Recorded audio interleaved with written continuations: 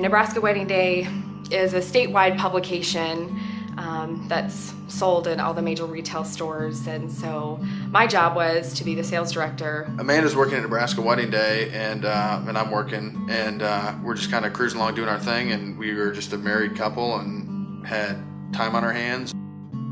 At the time, we weren't trying to have children and weren't really thinking about it or talking about it. We knew at some point we were going to have kids, and we weren't sure when or how or why, but that was a time in our life where we were where God wanted us at the time.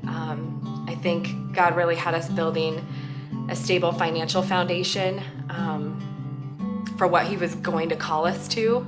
Ever since I was little, I just had always had a heart for adoption, and so I was working at the stewardship booth at the church during the ministry expo, and the booth across from us happened to be Christian Heritage, and I saw a sign for foster adopt, and so I just went over and kind of, nonchalantly gathered information, and we kind of considered it, and we ended up even meeting with them, but we just said, really loved where we were at, and just the luxury of being a young married couple with not a lot of responsibility and the freedoms to go do what we wanted to do when we wanted to do them.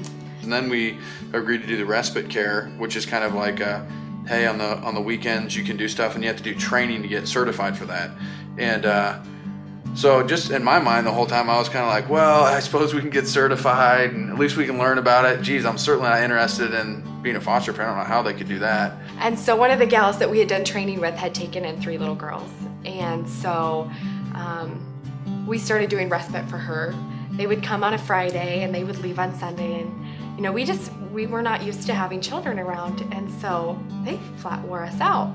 And so they would leave on Sunday and we would just go, okay, we made it through the weekend. Let's just go sit and veg out for a while because we need our me time. We were aware of the situation with the girls because we went through training with Betty, who's the foster mom, and so we just kind of knew what was going on a little bit, that it was coming up where they couldn't currently stay where they were at and they needed somewhere different to go. And I remember really feeling my heart burdened with these 3 little girls, and that maybe we were supposed to take them, maybe they were supposed to be with us, but nobody was going to call us because we had told them that we only wanted to do respite. So, but I thought, I'm not going to pressure Brian, and I just prayed. I said, God, if this is really from you and you really want us to take these kids and be parents to them and be there for them, then you need to lay that on my husband's heart. I was just thinking about what are they going to do, and I'm like, we certainly couldn't be an option.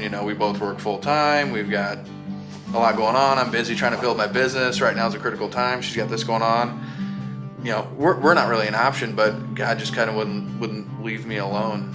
And I couldn't sleep and all these other different things, and I'm like, and then just kind of wrestling with God, saying, this cannot possibly be, because we're definitely both planners, weekly goals, monthly goals, yearly goals, quarterly goals, 5-year goals, and didn't show up anywhere. When I was doing my goals planning, and nowhere on there did it say anything about, hey, maybe we'll take 3 kids.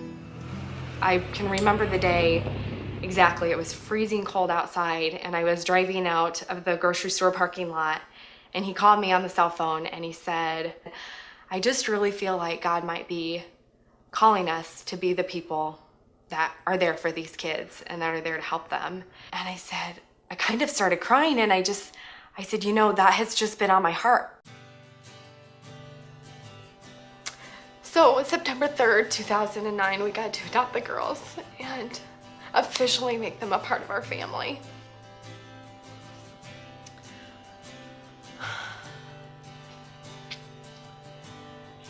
And it really was a finalization for us that God had called us to a much greater thing. Yeah, I got a second, Dad. And through that time, I did end up leaving my job at the magazine so that I could be home with my girls. And so we had another baby. We had another girl. So at this time now we had Annika, who was a newborn, and then we had Haley, who was 5 when we first got her, and Alexis, who was 7, and Brianna, who was 11. I don't know that I really fully understood in detail how hard being a mom is, and that is truly a profession. It's a full-time profession that you're on call 24/7. I did not feel equipped, but I definitely felt called. We just are so thankful that we were willing to accept God's call on our life. And the journey isn't over, it's just still in the middle, and we're still excited to be a part of that, and God's still at work with our kids and with us, and we're just blessed.